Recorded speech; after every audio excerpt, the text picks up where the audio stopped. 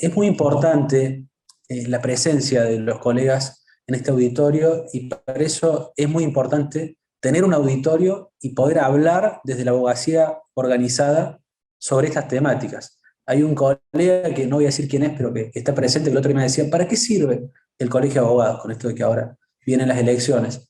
Bueno, por supuesto hay funciones relativas al control de la matrícula y todo lo que está en el estatuto, pero algo que no está escrito en ese estatuto y que considero que es fundamental, sobre todo para quienes participamos activamente de la vida profesional del litigio, es la posibilidad de tener un lugar de encuentro y una voz que es la voz de los abogados y que el único canal donde vamos a poder realmente encontrarnos, debatirlo y tener un posicionamiento es justamente acá. Para eso hace falta tener un edificio, un auditorio, la presencia de los colegas, la discusión de los temas, porque después está la voz de tribunales, los que están en la vereda del frente, ¿no? El Poder Judicial tiene, por supuesto, su visión, ya vamos a hablar de eso, hoy vamos a ser muy críticos porque creo que el Día de los Derechos del Consumidor a nivel mundial exige una reflexión y una crítica mucho más dura, particularmente en Argentina, donde la problemática del consumo considero que está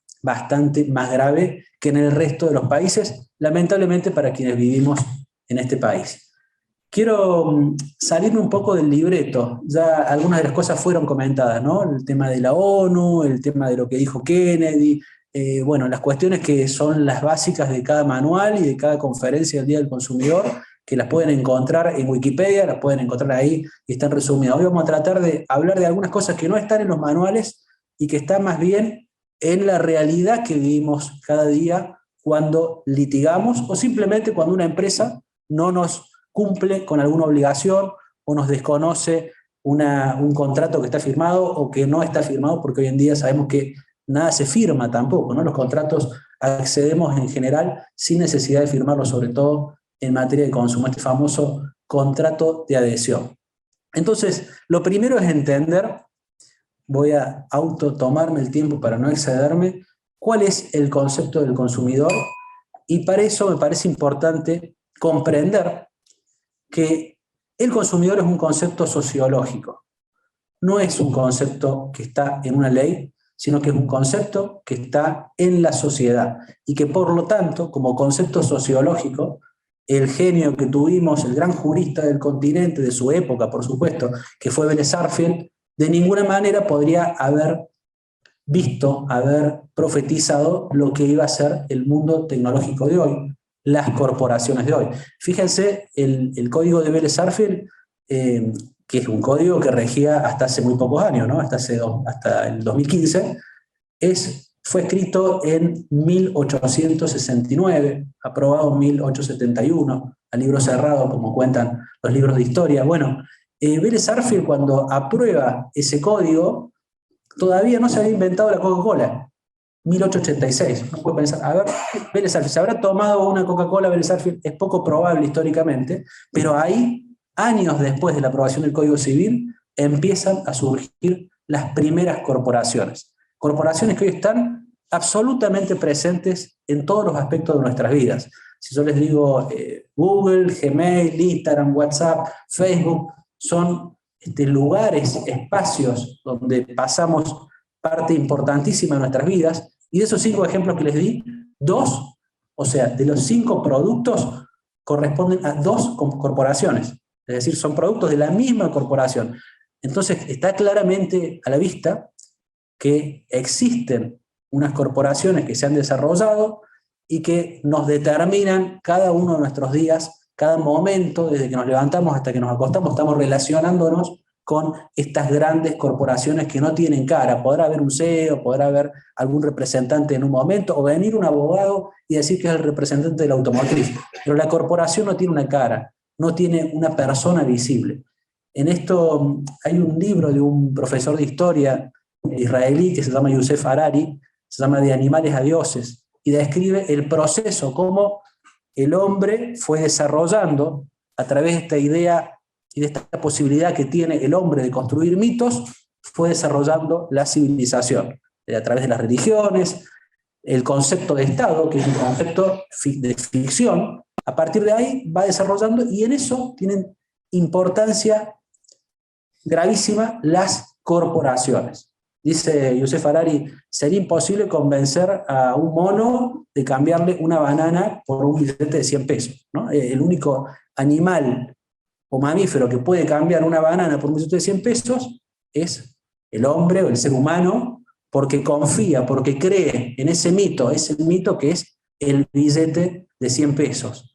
Confía en la corporación, cree que una Coca-Cola como marca es un producto que le va a dar una experiencia. Y a punto tal ha desarrollado este concepto que hay muchos sociólogos que analizan esta cuestión del consumidor en nuestros días y cómo nos terminamos identificando con los productos.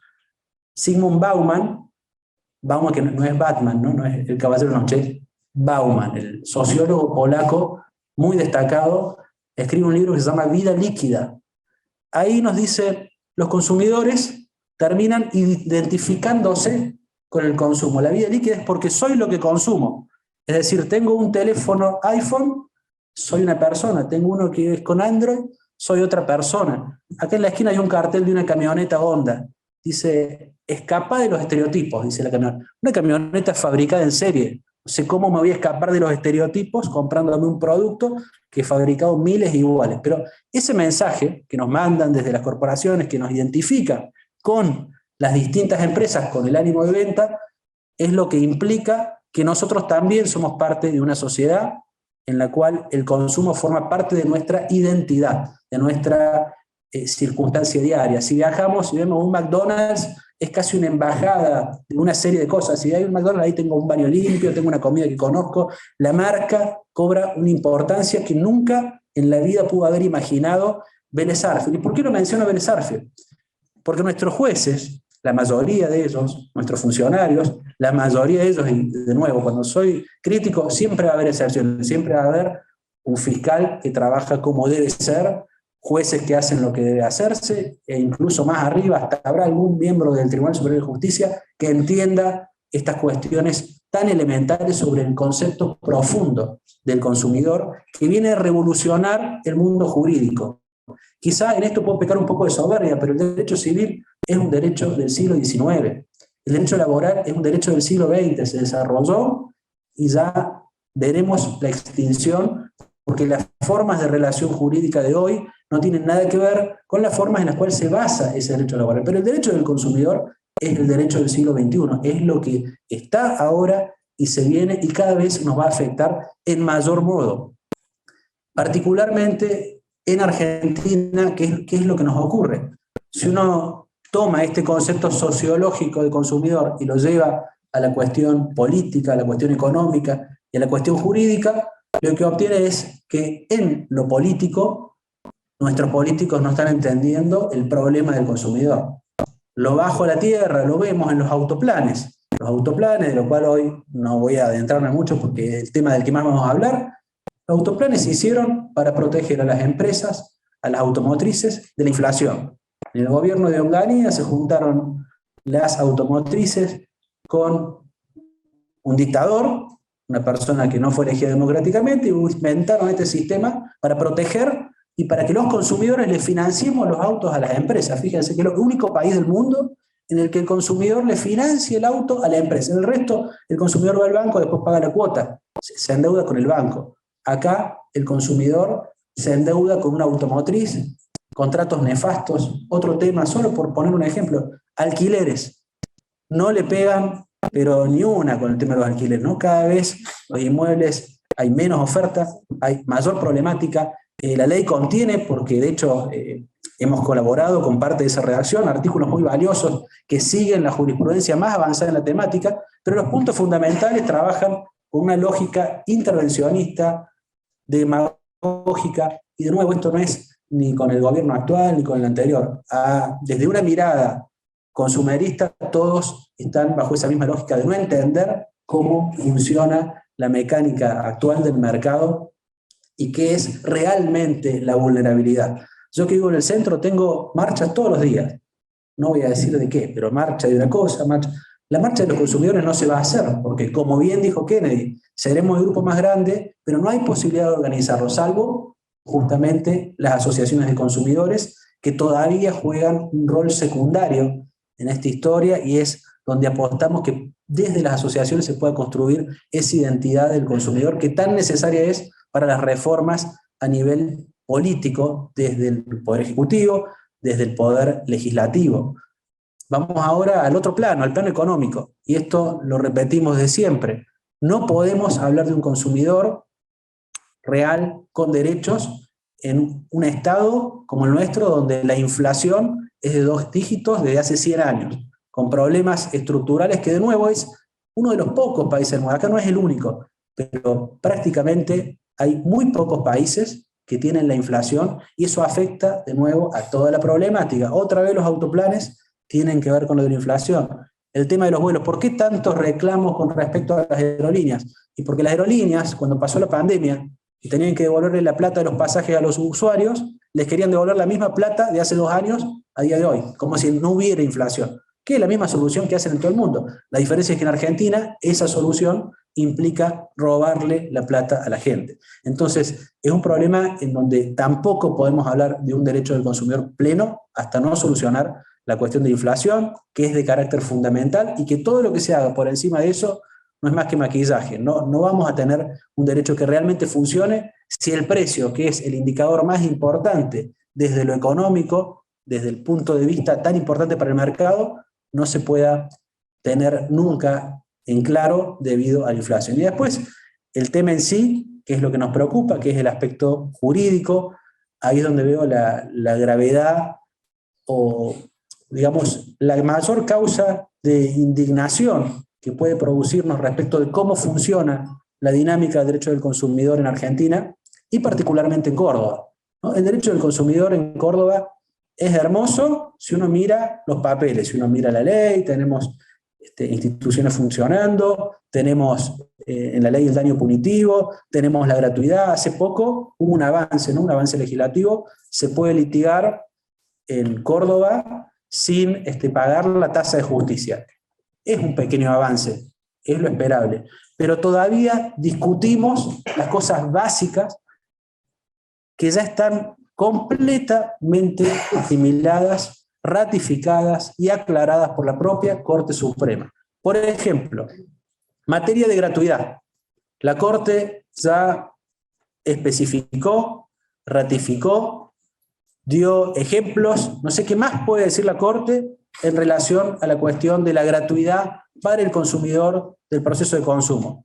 No obstante, uno inicia un proceso y la gratuidad te la debo, ¿no? Que inicie el beneficio de litigar sin gastos. Los beneficios de litigar sin gastos se rechazan, le rechazan los beneficios de litigar sin gastos a las asociaciones de consumidores.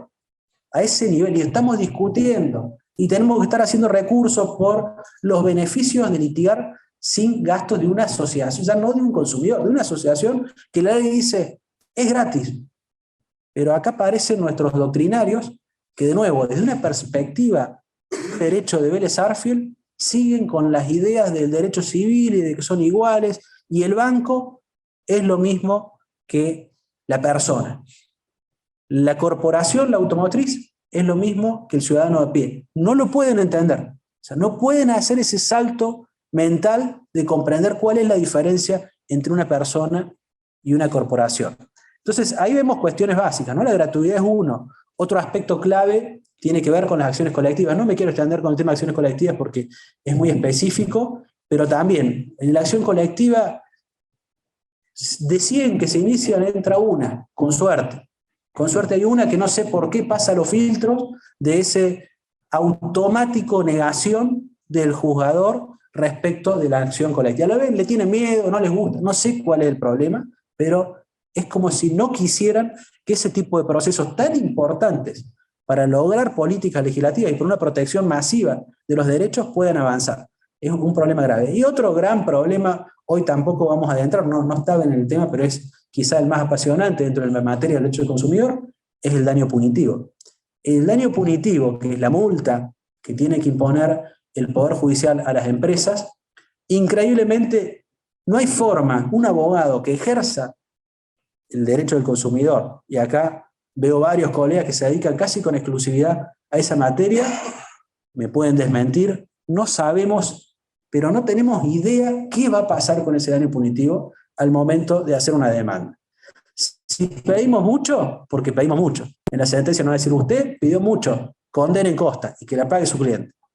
Si pedimos poco, la sentencia nos va a decir, como no pidió más, tendría que haber pedido mucho más. Se quedó corto, usted tiene un hermoso caso, pero como pidió eso, le damos solamente los 2,50 pesos que pidió con miedo que le pongan costa.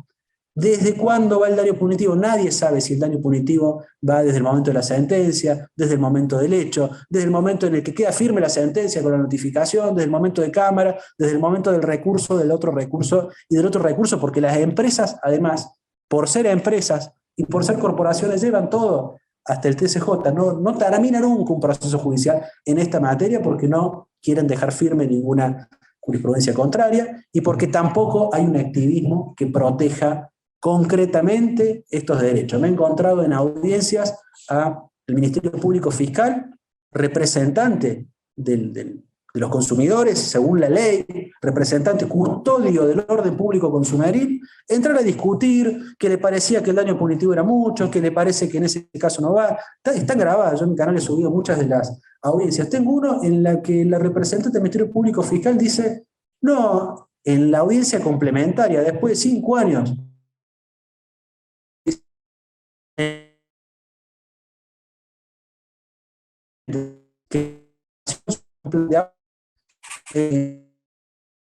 público diciendo, no, le demos un plazo más, y si no presentan información, se dicta sentencia. Yo la verdad que en ese aspecto veo cosas que son muy graves. Hay dictámenes de quien es la figura máxima de representación de la defensa del orden público consumeril, que es el fiscal general y sus adjuntos, que realmente son bochornosos. No entienden el concepto de consumidor.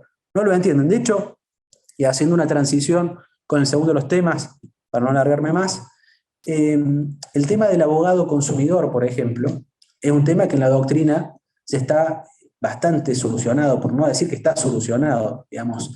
Está claro, y hay un fallo, que ya lo voy a explicar brevemente, que es Consumidores Financieros contra Banco de Córdoba, que nos habla de esta fuerza expansiva del derecho del consumidor y de cómo perfectamente un profesional puede ser consumidor. ¿Por qué no va a serlo? ¿Por qué yo, Ezequiel, persona, no voy a ser consumidor? Si soy una persona, tan persona como el otro que no es abogado. De hecho, están excluidos de la aplicación de la Ley de Defensa del Consumidor en su carácter de proveedor. Bueno, acá lo tengo a Antonio Contreras, quien es una autoridad de este colegio de abogados, ha litigado, le iba a dar la palabra, pero bueno, está mal de la garganta, así que voy a contar muy brevemente su experiencia, si me autorizás, por supuesto. Bueno, estoy autorizado.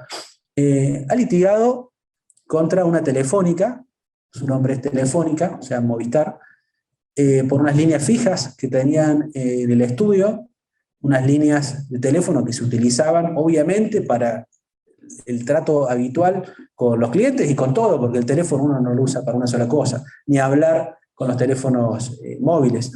En primera instancia, le aceptan la demanda por los problemas de comunicación que le trajo esa línea.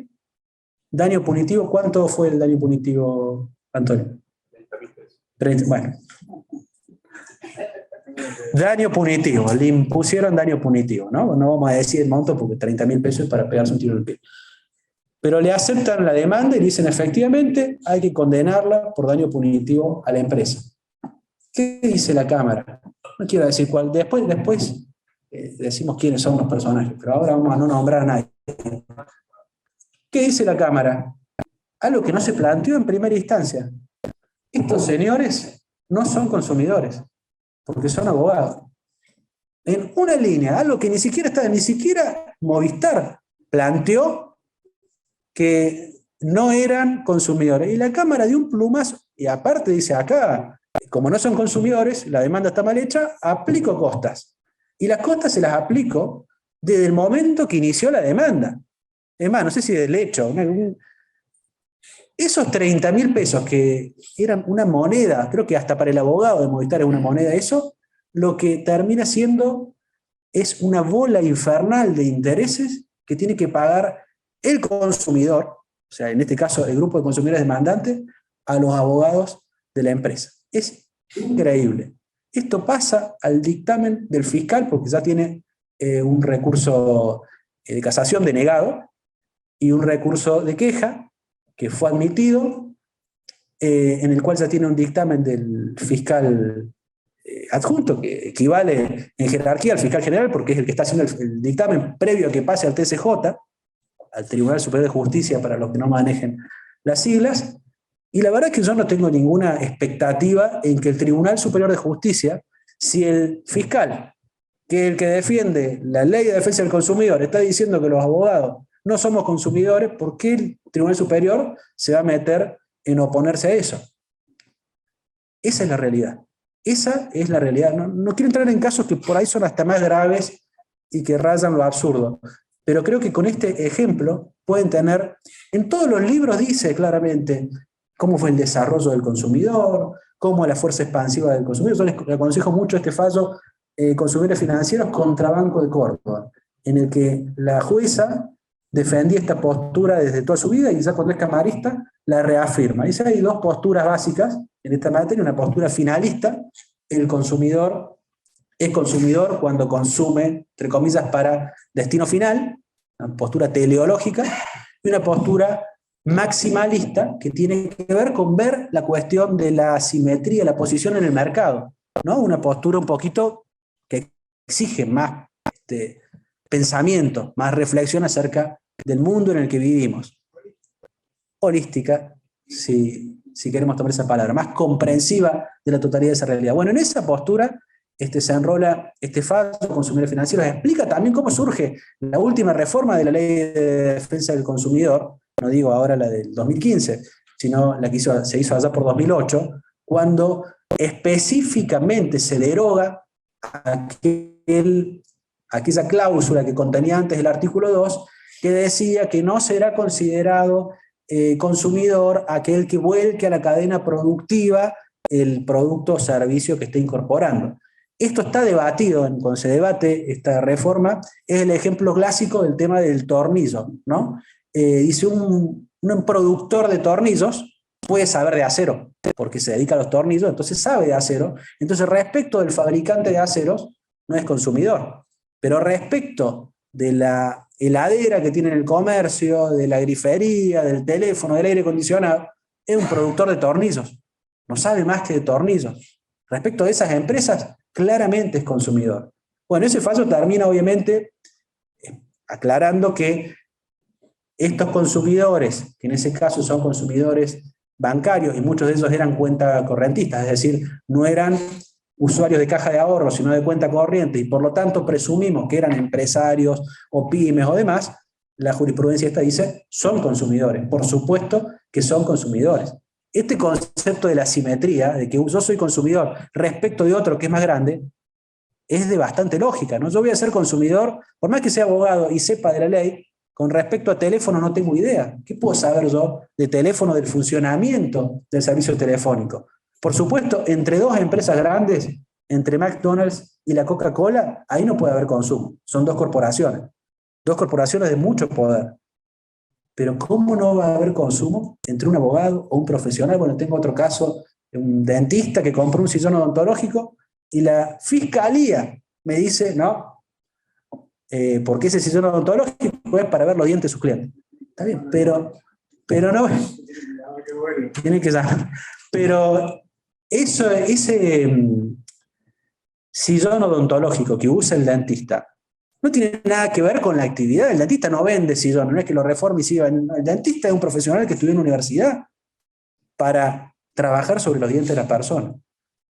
Pero creo que en el caso del abogado es mucho más grave, porque el abogado no trabaja sobre los dientes, trabaja sobre los derechos de las personas.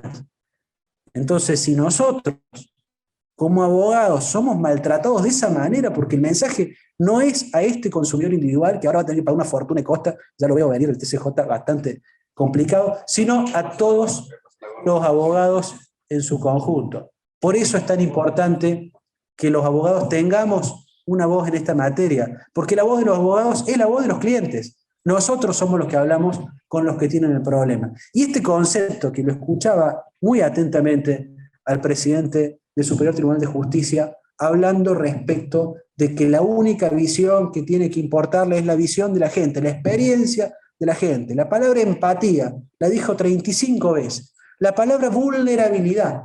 No sé quién creerá, el presidente del TSJ, que son los vulnerables. No sé, un tipo que está tirado bajo un puente, el único que es vulnerable, porque un abogado frente a una corporación que no puede hacer que le ande el teléfono, es vulnerable. Porque no tengo, aparte, son monopolios, no es que contrato otra y listo. Hay tanto para seguir insistiendo sobre esto, pero vamos a trabajar ahora, a seguir con los temas concretos, ya más específicos de la legislación, y simplemente el mensaje es ese, ¿no? La realidad es muy crítica, nos queda muchísimo por hacer respecto de modificaciones sustanciales en la legislación, pero sobre todo en la aplicación. Necesitamos que los jueces, los fiscales, todos los funcionarios realmente se capaciten y entiendan esta cuestión de la simetría, entiendan que no es lo mismo un banco que una persona, no tiene que ser lo mismo en el trato, no tiene que ser lo mismo en el proceso, y tienen que prestar mucha atención a las consecuencias, porque si el consumidor sale condenado en costa, le informo al presidente del Superior Tribunal de Justicia que la experiencia respecto de lo que es ese palacio no va a ser buena. Tengo un caso, por ejemplo, una consumidora condenada en costas con un juicio que le hizo para pedirle información al Banco de Córdoba. Bueno, se fue llorando de la primera audiencia, se fue llorando de la audiencia complementaria, y después siguió llorando cuando le tuvo que pagar los honorarios al perito, al banco, a los abogados del banco, y bueno, los míos por una cuestión ética, no se los cobré porque perdimos el juicio. No quiso apelar tampoco porque dijo, ya me quemé con leche, no, con esta vaca no hago más nada, ¿no? No quiero pisar nunca más tribunales. Esa es la idea que le quedó. Y mientras tanto, seguimos con una situación de gran inseguridad jurídica y gran inseguridad económica. Así que les agradezco mucho la participación y la presencia. Sí. Te quiero decir, sí. Bueno, ustedes recién yo les dije que yo integro el Ministerio Público y que es un órgano jerárquico en el cual tengo dependencia jerárquica, pero no puedo dejar pasar que en la pasión que tenés vos por los consumidores, que yo la voy adquiriendo a medida que transcurre el tiempo en mi cargo, nos podemos decir así derechamente que el fiscal general, que el fiscal adjunto, que no entienden, que el presidente, no lo quiero dejar pasar por esto, porque los conocimientos, si bien en la ley de defensa del consumidor, el doctor Junchen acá viene hablando de esto hace 200.000 años, pero nos cuesta mucho adaptarnos, aprender, sobre todo los que somos más grandes, y ayornarnos a lo que el mundo de hoy nos pide. Yo creo que tenemos que evitar esa grieta, los del frente, que son los que no nos sacan a favor las cosas, tenemos que integrarnos y escucharnos, y por eso yo estoy acá. Hemos ido a muchas audiencias con Ezequiel y nos damos cuenta los despoyos que hay, pero no se olviden que el Ministerio Público inserta una opinión. Si bien es cuestión de ley, defensor de los derechos del consumidor y del orden público, emite una opinión que hoy puede ser de las jerarquías a lo mejor no coincidente con lo que vos pensás. Pero eso no significa que no entiendan de qué se trata. A veces también hay un poco de política en esto, nosotros lo sabemos, y qué se nos viene, qué no se nos viene. Entonces, yo en nombre del Ministerio Público, o sea, nosotros queremos hacer el mejor servicio posible. Pero bueno, quizás somos más lentos, quizás estar ahí adentro nos hace que nosotros a veces decimos, ay, vivo en un tupper, no, bueno, ustedes están en la calle, están litigando, pero el hecho de que yo esté acá y que estemos juntos en esto, quiere decir que de parte de tribunales hay una instancia de todos trabajar a favor de lo judicial y de resolver los conflictos. A tal punto que hoy se suma a la Ley de Defensa del Consumidor y su régimen protectorio esto de la oralidad, que realmente es fantástico. Es fantástico. Y si podemos hacer un acuerdo antes de la audiencia, en vez de darnos cátedras de qué se tratan los derechos, es mucho mejor. Pero, o sea, me siento con la responsabilidad de defender el Ministerio Público que integro, porque puede ser que en una comprensión menos madura o distinta o diversa en esto que es lo integral y lo holístico, cada uno piensa de una manera, pero tengo la esperanza y la confianza de que a medida que transcurra el tiempo, estos derechos se van a ir esclareciendo, lo vamos a comprender más. Si no, puedo traerles a cuento la historia del pagaré de consumo y la excelentísima, vehemente, brillante Pilar Iruela, que fue la que introdujo el tema, que después falleció y ya ocupó su lugar. Que usted no tiene ni idea cómo le pegaron en aquel momento las cámaras de los tribunales con la locura que la fiscal, la opinión que emitía. Hoy todos estamos de acuerdo que Pilar tenía razón. Siempre traigo colación a eso, pero no era el momento oportuno. No es que uno son brutos, que uno entiende, que todo tiene su oportunidad. Somos lentos. La pandemia nos hizo más lentos. Pero tengan la convicción que tanto el Ministerio Público como los jueces tienen interés de cada vez, sobre todo los jueces ahora que son muy jóvenes, están mucho más actualizados, mucho más en confianza, con menor distancia que lo que era antes, que no ni accedíamos. Eso realmente hace a la tutela efectiva y el acceso a la justicia. No, bueno, por supuesto, lo primero que aclaré es que hay jueces muy valiosos. Hay jueces, sí, bueno, de hecho compartimos ese caso que le mencionaba, por ejemplo, estuvo participando la doctora. Entonces, yo aclaré, hay jueces que son, pero bueno, en mi opinión también son la excepción. Tengo que decir lo que pienso más en esta casa, que es la casa de los abogados. Lo que pienso es que el Poder Judicial todavía, la palabra empatía es la que más le falta. Esa encuestita que le hacen firmar de la oralidad, y bueno, no va a salir, mi cliente que salió llorando, no llenó la encuestita porque salió llorando. La encuestita van a salir los que le fue bien y la van a llenar positivamente. Es una visión que me parece que es importante decir y de hecho seguir cuidadosamente. De hecho, esta jurisprudencia que les comentaba, Consumidores Financieros contra Banco de Córdoba, la dictó una jueza y una camarista de toda la vida, que pese a ser camarista, con lo cual transcurrió toda su vida dentro del Poder Judicial, entendió realmente de qué estamos hablando cuando hablamos del derecho del consumidor. Yo digo, ahí le damos la palabra al doctor, yo lo que digo respecto de esta falta de comprensión, lo digo siendo generoso. Si digo que es falta de comprensión es porque no quiero decir otra cosa, porque si es política, si son intereses, si es economía o si es cosas innombrables, entonces es mucho más grave. Lo que me queda pensar es que todavía no tenemos un derecho que realmente proteja al consumidor y todavía tenemos todos los días consumidores condenados en costas. Si la misma fiscal a nivel nacional habla de la gratuidad, si los mismos jueces de la Corte Suprema ya ratificaron 80.000 veces la gratuidad, ¿por qué en Córdoba seguimos discutiendo la gratuidad? Entonces o no lo entienden o no lo quieren entender, que para mí es más grave. Yo prefiero decir que no lo entienden siendo generoso, indubio pro juez, vamos a decir una regla, como para tratar de entender o darnos una idea de por qué no se cumple. ¿Sí, doctor? No, yo quería decir que el Ministerio Público no es quien da simplemente una opinión. Tiene la obligación, como titular de la acción pública, de ejercer la tutela del orden público consumeril, llevarlo a sus máximas consecuencias. Obviamente, más allá de las divisiones de instancia, ¿no es cierto?, en lo que es su ámbito jurisdiccional, tiene que ejercer todos los derechos que sean necesarios. Y esto lo expliqué por derecha y por izquierda, por doctrina como por dictamen. Yo lamento que la doctora, que me estimo mucho personalmente, siga hablando de opinión. No es una opinión, es titular de la acción pública y ejerce una acción concreta y puntual y sabida nada menos que por el artículo 42 de la Carta Magna. Y lo dice Fernández en la causa del pagaré de consumo, y ya no me acuerdo cuál era el carátula, no sé, C. Ahí me vino. Sí. Todos esos temas y algunas, digamos, explicaciones que ha dado Ezequiel, a mí me producen un profundo dolor. Me producen un profundo dolor, porque quiere decir que se ha retrocedido.